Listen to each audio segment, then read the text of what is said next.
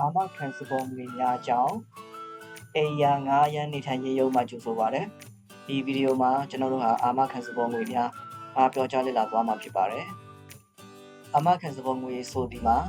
အိမ်9ကြောင့်ဖြစ်ပေါ်လာသောပျက်စီးဆုံးရှုံးမှုသို့မဟုတ်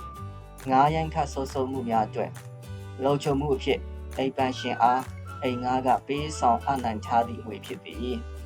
အိမ်ပိုင်ရှင်များသည်ငွေကိုယုံကြည်စိတ်ချရသောအခါတွင်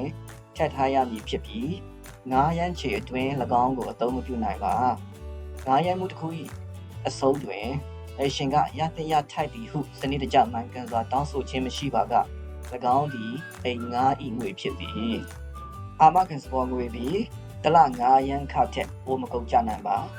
အိမ်ပိုင်ရှင်များသည်အိမ်9ရန်ချင်းစတင်ချိန်တွင်သို့မဟုတ်လူမှုဝန်ဆောင်မှုများမှအာမခံအကူအညီကိုပြန်လည်ရုပ်သိမ်းသည့်အခါမှသာအာမခံစပုံငွေများကိုတောင်းခံနိုင်သည်အိမ်ပိုင်ရှင်တဦးသည်အိမ်9ရန်ချင်းကိုစတင်သည့်အခါအာမခံစပုံငွေ၏တဝက်ကိုလည်းအခိုင်အမာတောင်းဆိုနိုင်သည်အိမ်9သည်အိမ်ပြောင်းလာပြီး2လအတွင်းကျန်ငွေကိုပေးဆောင်ရမည်9ရန်မှုတစ်ခု၏အစုံတွင်အလုပ်ဖွင့်ရက်9ရက်အတွင်းအိမ်ပိုင်ရှင်သည်အိမ်9၏ငွေကိုပြန်လည်ပေးအားရမည်သို့မဟုတ်ငွေအချို့သို့မဟုတ်အားလုံးကိုအဘယ်ကြောင့်တောင်းခံလိုကြောင်းအတည်ပြုထားသောနည်းစနစ်တိုင်းအသုံးပြုရန်အိမ်9အားအလုပ်ဖွင့်ရက်9ရက်အတွင်းအတည်ပြုရမည်အိမ်ပိုင်ရှင်ကအာမခံစပုံငွေ၏တစ်စိတ်တစ်ပိုင်းကိုသာတောင်းဆိုပါကလက်ကျန်ငွေကိုအိမ်9သို့ပြန်ပေးရမည်အိမ်9တဦးသည်မြေပိုင်ရှင်များ၏တောင်းဆိုမှုကိုသဘောမတူပါက၎င်းတို့သည် ORT သို့အကြောင်းကြားခြင်းဖြင့်အငြင်းပွားနိုင်သည်၎င်းသည်ကြားနာခြင်းအစီအစဉ်ကိုစတင်ပြီးဖြစ်သည်အိမ်ရှင်သည်အာမခံစပုံငွေချက်ပိုသောပမာဏကိုတောင်းဆိုလိုပါကသို့မဟုတ်အိမ်9တဦးသည်စပုံငွေပြန်ပေးခြင်းမှလွဲ၍ခြားမည်သည့်အရာကိုမဆိုတောင်းဆိုလိုပါကပုံမှန်ခကြေးငွေများပေးဆောင်ရသည့်လုပ်ရလုပ်စဉ်တောင်းဆိုမှုအစီအစဉ်ကိုလှုပ်ဆောင်ရမည်ဖြစ်သည်အိမ်မွေးတိရစ္ဆာန်များကိုအိမ်ပိုင်ရှင်ကအိမ်မွေးတိရစ္ဆာန်များကိုခွင့်ပြုပါကအိမ်9ရန်ချင်းအစတွင်ပြန်မအမ်းနိုင်သောအိမ်မွေးတိရစ္ဆာန်ခကြေးငွေသို့မဟုတ်အပိုးဆောင်း9ရန်ခအဖြစ်လစဉ်ကြေးကိုကောက်ခံနိုင်သည်ပြန်မအမ်းနိုင်သောအိမ်မွေးတိရစ္ဆာန်ခကြေးငွေသည်အာမခံစပုံငွေ၏တစ်စိတ်တစ်ပိုင်းဖြစ်ပြီး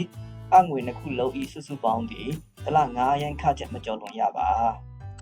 အာမခံစပုံငွေများနှင့်ပတ်သက်၍သဘောထားကွဲလွဲမှုများကိုဆောင်ရှားရန် ORT သည်အိမ်ပိုင်ရှင်များနှင့်အိမ်9များအားပြောင်းရွှေ့ဝင်ရောက်ခြင်းနှင့်ထွက်ခါစစ်ဆေးခြင်းများကိုအပြည့်အစုံလုပ်ဆောင်ရန်တွန်းအားပေးပါသည်ပြောင်းရွှေ့ဝင်ရောက်ခြင်းနှင့်ထွက်ခွာစစ်ဆေးခြင်းနှင့်သက်ဆိုင်သည့်ဆောင်ရွက်ရန်စာရင်းပုံစံကို ORT မှရနိုင်တော်လဲတင့်ကိုယ်ပိုင်စာရင်းပုံစံကိုလည်းအသုံးပြုနိုင်သည်ဤမှတန်းသည်9 unit ၏မူလအခြေအနေအပေါ်သဘောထားကွဲလွဲမှုများစွာကိုဖြည့်ရှင်းပေးနိုင်သည်ပျက်စီးမှုများတွေ့ရှိပါကအိမ်ပိုင်ရှင်နှင့်အိမ်9သူများအကြားတိုက်ရိုက်ဆွေးနွေးသင့်သည်ပြုပြင်မှုများနှင့်သက်ဆိုင်သည့်ပြေစာများ9ရန်မှုတစ်ခု၏အစနှင့်အဆုံးတွင်9ရန်သည့်အခန်း၏ပုံများပြုပြင်မှုများနှင့်ပျက်စီးမှုများသက်ဆိုင်သည့်အခြားအရာများကိုမှတ်တမ်းတင်သိစေထားပါဤသို့လှုပ်ဆောင်ခြင်းသည်9ရန်ချင်းတစ်ခုအဆုံးသတ်ရန်နှင့်အိမ်9အာမခံစပုံငွေကိုအမြန်ဆုံးကင်တွယ်ရန်ကောင်းမွန်သောနည်းလမ်းကောင်းတစ်ခုဖြစ်သည်ပုံမိုသိရှိလိုပါက www.saskatchewan.ca/ort သို့ပါရောက်ကြည့်ရှုနိုင်ပါသည်